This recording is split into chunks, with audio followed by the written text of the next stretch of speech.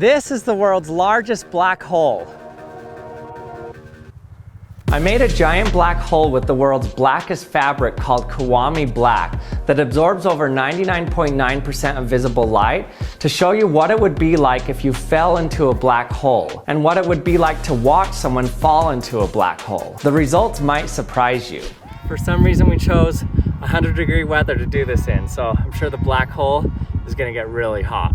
Now the hardest part about it is this is really black fabric, so any tiny speck will show up on it. And unfortunately I was doing this on grass and little pieces of grass kept blowing onto it. But eventually we got it. Look how cool this looks. It literally looks like a black hole has opened up on the grass. So if this were a real black hole, first it would be a sphere instead of a circle. And right at the center would be all of the mass of the black hole at one single point. For a black hole this size, the mass of the singularity at the center of this black hole would be the mass of about 412 Earths. All of the mass of the black hole is located right at the center of the sphere here. But if that's so, then why is it black clear out here? Well, where the blackness begins is called the event horizon. This is the point at which the escape velocity is greater than the speed of light. So past this sphere around it, no light can escape, so it looks black. The gravity at the event horizon of a black hole this size would be about 1.25 quadrillion times the gravity on Earth. That's because the mass is concentrated to a tiny point, and this can have some extreme effects. For example, if my feet were right at the event horizon, the difference in acceleration between my head and feet is 700 trillion Gs. So if this were a real black hole, I'd be stretched out and ripped apart in a process scientists graphically call spaghettification. But if the black hole were bigger, the difference between my feet and head wouldn't be that strong, so it would be survivable to cross the event horizon. So let's pretend that this were a survivable black hole. What would it look like to actually fall into the black hole? Well, today we're going to be looking at it from two different perspectives. Somebody falling into the black hole and watching someone fall into the black hole. So first, let's go ahead and fall into the black hole ourselves. 3, 2, 1.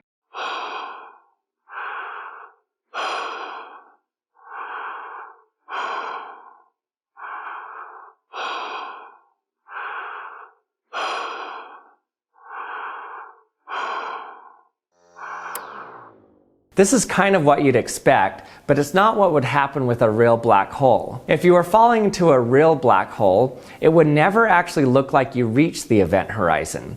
It would always look like it was out in front of you, right up until you hit the singularity inside the black hole at the center.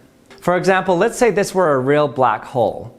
This is the point at which you would actually cross the event horizon. So right now you're actually inside the black hole with absolutely no way to escape, but it doesn't look like it to you. It doesn't even seem like you've reached it yet. You would have noticed no difference whatsoever once you crossed the event horizon.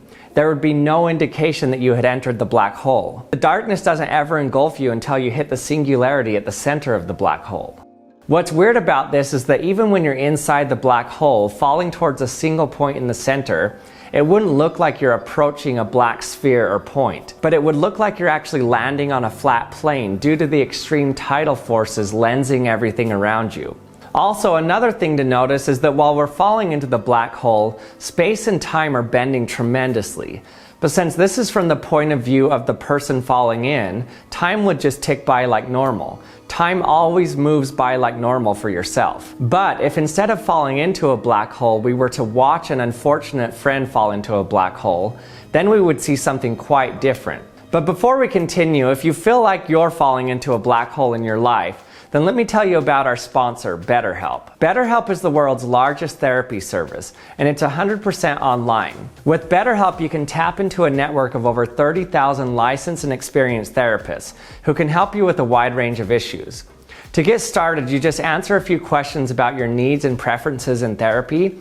That way, Betterhelp can match you with the right therapist from their network. Then you can talk to your therapist however you feel comfortable, whether it's via messaging, phone, or video call. You can message your therapist anytime and schedule a live session when it's convenient for you. If your therapist isn't the right fit for you for any reason, you can switch to a new therapist at no additional charge as well. With Betterhelp, you get the same professionalism and quality you expect from in-office therapy, but with a therapist who's custom picked for you, more scheduling flexibility, and a more affordable price.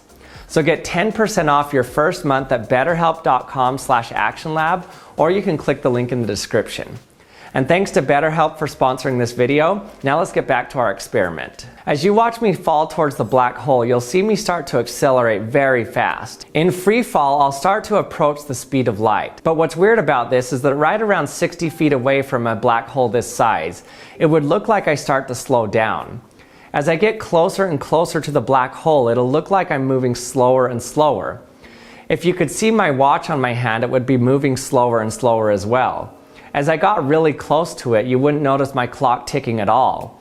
In fact, you could sit and watch me move only a few centimeters every billion years. And the closer I got, the slower I would move. In fact, you would never even see me reach the event horizon. You could never see me fall into the black hole. But what you would see is that I would get dimmer and dimmer and eventually just fade out of view, frozen in time. As an observer watching a black hole, you don't ever see anything fall into the black hole. You see that thing's time slow down as it gets closer and closer, and then redshift until it's no longer detectable. This happens because the closer something is to a large mass, the slower their time moves relative to our own. A black hole has an infinite density, so the bending of space-time is so extreme that at the event horizon we would see time as completely stopped. Then the reason it fades away is because time has slowed down, so that means that the light waves coming off of the object have stretched out longer and longer and have longer wavelengths. So right at the event horizon, the wavelengths are infinite, so nobody can see it. So it's completely undetectable. So we can see that there's a big difference between what it looks like to fall into a black hole if you're the one falling versus if you're the one watching someone fall into a black hole. But these two points of view aren't just different, they actually seem paradoxical. In order to pass the event horizon, an infinite amount of time would have had to pass in the outside world. So does that mean that the person falling in would see the entire future of the universe pass in an instant right when they reach the event horizon? Well, surprisingly, the answer is no.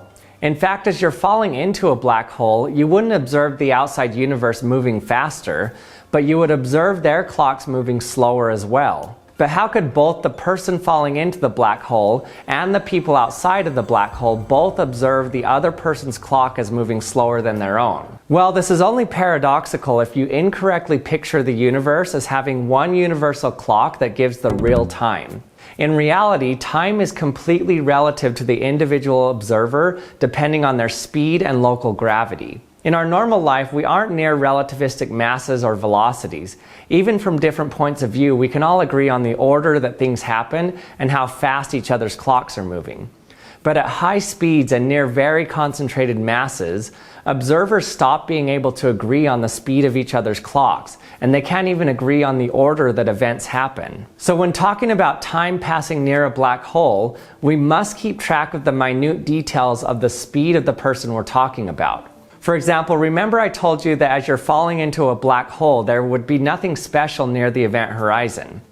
Well, that's only true if you're free falling into the black hole. But if you are somehow able to not be falling near a black hole, expending an infinite amount of energy to hover just at the event horizon, well, then the appearance of the outside universe would be completely different. You would see the outside universe collapse into a small dot at one point that's blue shifted, and their outside clocks would speed up. So in this case, you would see trillions of years into the future unfold before your eyes and collapse into a small dot. This type of observer in physics is called a shell observer. If you want to play around and see what it would look like at different distances from a black hole, there's a really cool simulator that I'll put a link to in the description. Notice how I can move and look around as I get closer to the black hole. And I can also choose the mass of the black hole and what type of observer I am. I can be a stationary or shell observer, or a free-falling observer, or orbiting the black hole.